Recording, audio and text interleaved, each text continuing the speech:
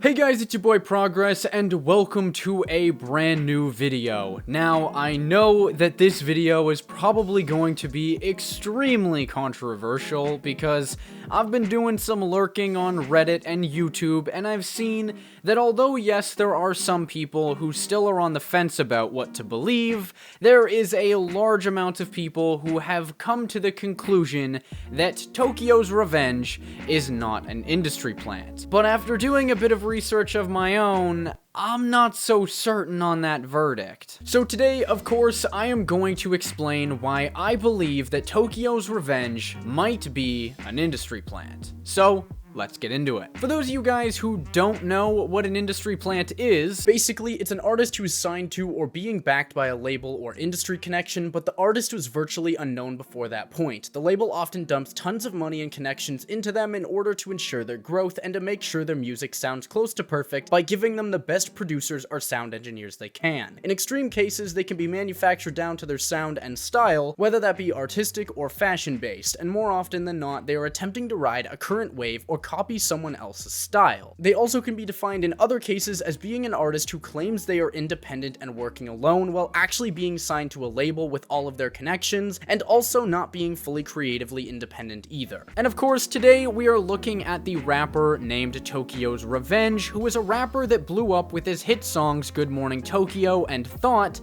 in late 2019 after they went viral on TikTok, which those songs now sit at having over 149 million plays and 36 million plays respectively on Spotify, as well as tens of millions of plays across a bunch of other streaming services. Following this quick success, Tokyo's Revenge actually started getting a lot of feedback that he sounded a lot like the late rapper XXXTentacion, as well as the rapper Mask the Slump God. So because of that, I do feel that it's fair to try and address this, as a lot of the times with industry plants, they are attempting to do something or replicate something that is a popular or sought after sound that the market hasn't fully taken advantage of yet, and I feel like in this case, because of these very clear comparisons to X and Ski, it makes sense to try and explain it at least. In my own opinion, I feel like it is more than fair to say that Tokyo's music is heavily inspired by X and sometimes directly rips entire things from X's sound. I'm not even just talking about his cadence switches or the voices and stuff that he does, or some of the flows that either sound very similar to X's style or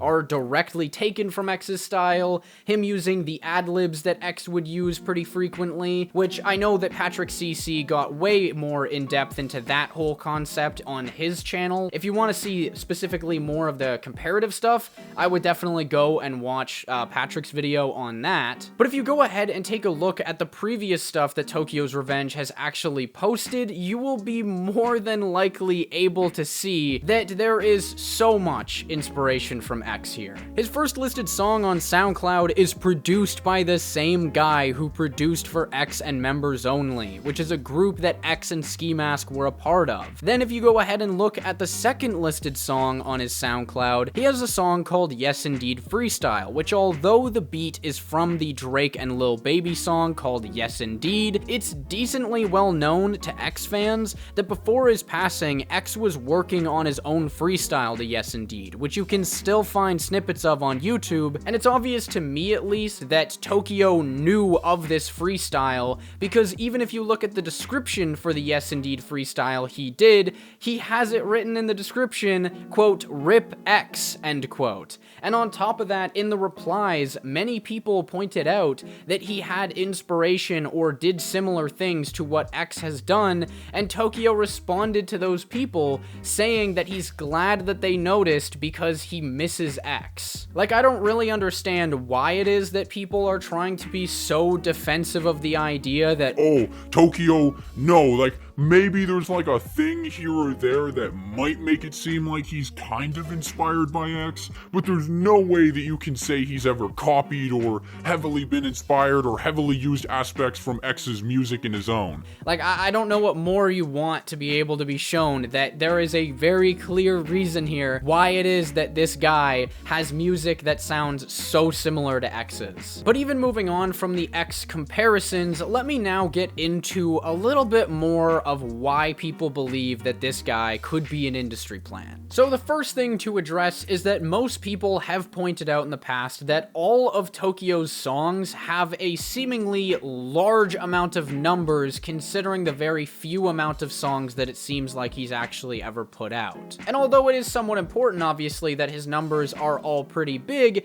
I think what's even more important to address is the idea of how short of a time span everything actually happened for him in. Because that is a lot more important to look at than just the isolated numbers. If we go off of what appears as his first couple songs on SoundCloud, which aren't actually his first songs, but based off of the low quality of the mixing, we can assume that they are at least some of the first few that he did release. But you can actually hear that in less than 2 months, his music quickly went from like this needs quite a bit of work on the mixing and stuff to holy, this is actually pretty amazing. Which one main big difference that happened during that time was he actually brought on board the producer known as Clifford to be his main producer, which Clifford is best known as being one of the main producers for the artist named Joey Trapp, who has quite a few hits under his belt as well, and he also has quite a large fan base in comparison to Tokyo. And it should be also noted that this guy, Joey Trapp, does also have his own record label called Young Rich Squad. And that's important because I will be bringing it up later. But anyway, I do find it just a little bit odd that Tokyo was able to so quickly get himself in contact with somebody who was connected to a much larger artist than himself, especially keeping in mind that around this time, Tokyo really only had about 400 followers on SoundCloud. Not only that, but along with Clifford being his producer, he started getting quite a few larger underground rappers on his stuff, including the artist Lil Satan on the track Looney Tunes Freestyle, which by doing that gave him his first song that kinda got a little bit bigger, and it even got featured on Elevator. And as if these bigger and bigger collabs coming into his range wasn't strange enough with how short of a time he had existed in that scene, Tokyo's Revenge also ended up actually doing a collab EP with Joey Trapp that Joey Trapp put out on his own streaming platforms. And on all the songs that are on that EP, they have it listed that it's actually done through Joey Trapp's label. And once again, keep in mind, this is all within about like a year and a half of this kid making music. That is no time at all in the grand scheme of things. I have heard many people try and say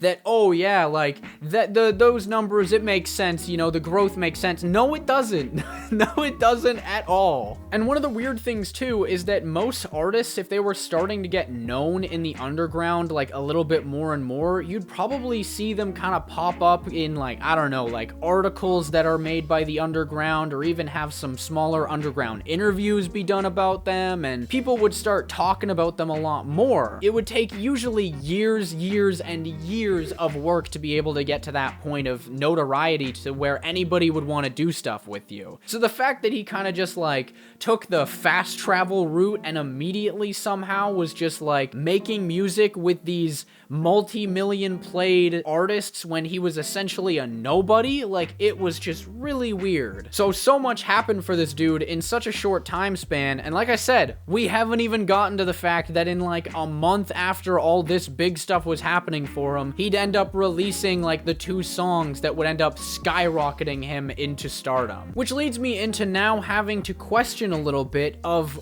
where did the money come from for him to do any of this? Like, how was he able to maintain a decent revenue income that was able to support him for this like year and a half of him getting considerably larger very, very quickly to the release of Good Morning Tokyo? Like, SoundCloud wasn't really that monetizable of a platform back then, and he didn't have any of his music on other streaming platforms. Like, even if we were to just try and say, okay, you know what, maybe all the people that he worked with, the producers, the artists, and all the people that he made songs with, you know, maybe none of them asked for any money whatsoever. They just did it all for free, which is highly unlikely, but even still, if they did, how did he have money to be able to get like food or rent or just like literally the basic necessities, or even the time to record at the studio or wherever it was that he was doing any of that? How did he have money to be able to do that if it's claimed that in like 2018 2018, he apparently was like couch surfing slash kind of homeless or something. And then they also have it listed in another interview that he actually never has worked a 9-to-5 before. So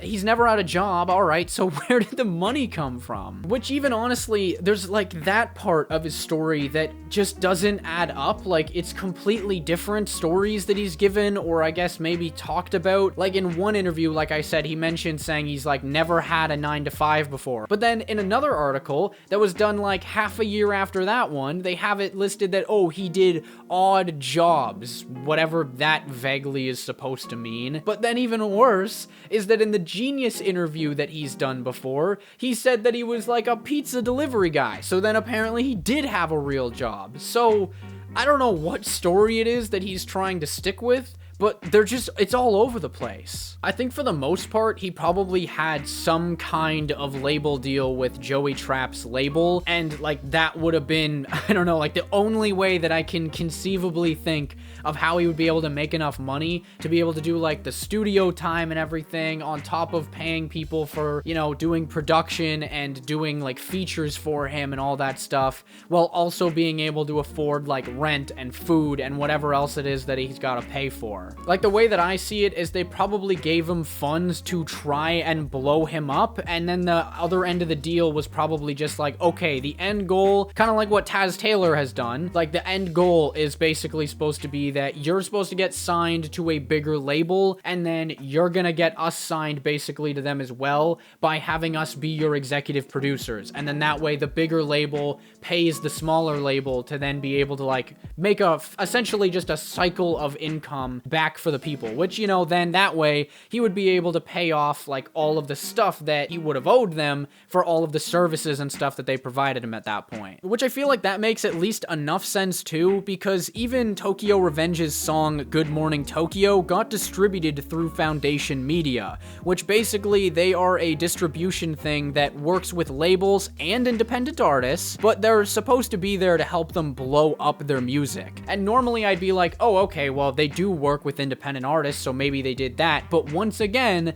that would be another thing that Tokyo would have had to pay for that just doesn't make sense how he would be able to afford it. So I'm assuming that the only way he would have been able to do something like that is if he used a label's resources. Which I do quickly now want to mention, actually, something that a lot of people for some reason have just like completely skipped over when talking about this situation, even though I think it actually does a pretty good job at showing why there's a chance that it was expected or at least partially planned for his two songs that blew up to blow up. And what I'm talking about here is that on top of sounding like songs that were meant to blow up on TikTok, Tokyo's songs Good Morning Tokyo and THOT are the only songs on his entire discography that were released with a censored and uncensored version of them. What I'm saying here is that why would he do something like that unless he was at least partially expecting that he would have to pre-plan for the idea that he's gonna have to like push these songs to a much broader audience type. Like, that's some I'm trying to get played on the radio type of stuff. You know, like the stuff that labels usually have to worry about because they are trying to feed all of their music to the biggest demographics possible. I don't know of any rapper who predominantly makes music about severely harming people and committing very bad crimes who then also turns around and is like, oh yes, I know what my calling is. I must make sure that all the children of the earth have the ability to listen to my music. So I shall make a censored version available. Like, there's no artist that just independently makes that type of music and is just like, yeah, that's what I want to do. Which now kind of leads into my more theory-ish idea that I do believe that Tokyo's Revenge, although being listed as not signing until the end of December of 2019 to Black Noise, a subsidiary of the Geffen Interscope brand, which, by the way, is one of the largest record labels on the entire planet, I think there's actually a little bit more of a chance that he was preparing to get signed to this label either at least before the creation of THOT, or at least the release of THOT, or maybe even as far back as to not long after the release of Good Morning Tokyo. So let me explain that now. Obviously, I mentioned the suspicious label-like nature of preemptively releasing censored versions of his two biggest songs, but it should also be noted that the only songs that are listed as being owned by Black Noise start at Good Morning Tokyo and do not go before that. They don't own any music that he made before that point, and you can even see this on his SoundCloud, as they are not listed in the description before this point. Which, by the way, in that description for Good Morning Tokyo and THOT, it's listed that the songs were released by Black Noise Recordings, and that the P-line owner and C-line owner is Black Noise Recordings. And that basically means that the owner and creator of the composition, recordings, lyrics, and final product all together is Black Noise. So unless this is some kind of like massive miscommunication and that they actually meant to have the C line being listed as like Tokyo's Revenge, then this is essentially like an admission that the creator and owner of the original and the versions that are out to this day right now was Black Noise Recordings and help with them like as a label. So seeing as these songs were the ones that really blew him up to the current status that he has now, as well as they were actually released before it was announced that he had signed with Black Noise Recordings, it's a little bit easier to see why many people could be skeptical that he is an industry plant. Which there's even more so stuff that leads me to believe that there's a chance at least that this went on, because even on other streaming platforms like YouTube and Spotify and stuff, the first ever song that is listed on those is Good Morning Tokyo, and then the next release is THOT. And of course, those uploads as well also have it listed that they are through Black Noise Recordings. Now, we could kind of have some sort of Arizona Zervas type thing going on here, where like maybe Tokyo actually released the original Good Morning Tokyo, and then not long afterwards he got picked up like by a label that wanted to talk to him, and they may have, gone in, reworked the song a little bit, changed some lyrics, or changed some different things here and there, and then re-released it by just changing the file, because he's got SoundCloud Pro Unlimited, so he has the ability to change an audio file. So maybe they meant to they re-released it basically through Black Noise after they did their work to it. But even still, that doesn't change the nature of the claims that are being made against him, because they're still backed up by even the idea of all of those other things of the fast growth and possibly working with Joey Trapp's label before he got signed to Black Noise. And also, THOT came out over a month after the release of Good Morning Tokyo, so there's a little bit of a higher chance that that was just straight up done while working with Black Noise. And it also would kind of make sense too, because most of the time when you're in talks with signing with a label, they often want you to put out a project pretty much immediately under their name, and not many days after he released THOT as a single, he then released his entire project, which was an EP that was called Midnight Side B. So, that's why there's a lot here that could definitely suggest that this dude is an industry plant, and I personally feel myself, there is more than enough for me to believe that he is one. So that's my opinion on the situation. But yeah, that's probably gonna do it for today's video. I hope you guys enjoyed this, and of course, I definitely gotta say this right now, thank you guys so much for 70k subscribers. That happened so quick. I came back and then you guys just full on went 100% on just showing me so much support, and it means the absolute world to me that you guys have. I'm just blown away by the amount of support that I've had in these recent times. It's been so cool to see. And also, I want to give a massive shout out to all of my patrons. You guys are so cool and you just help me out so much. I really, really do appreciate it. No matter how much is being donated, it means the world to me that anybody donates at all. And because of that, I of course need to give a massive special thank you to my $10 and up patrons this month. those being Farski, Midwestfunky, Helen, Seman Punk, and Medusa Lives. You guys are just so fantastic. I will always be grateful for the fact that there are people willing to donate that much money every month towards like me being able to make this content like on a pretty regular basis now. So thank you guys so much from the bottom of my heart. It means everything to me that you do that. But anyway, like I said, thank you so much for watching. I really hope you guys did enjoy, and remember, as always, it should be art over algorithm. Goodbye. I just can't think anymore. Bring me back, but I won't. Set my ass on the floor. I just can't find me no Lord. Don't feel strong where I've been. I'm blowing off in the wind. Paper the rights of my sins. I pray they stop if I win.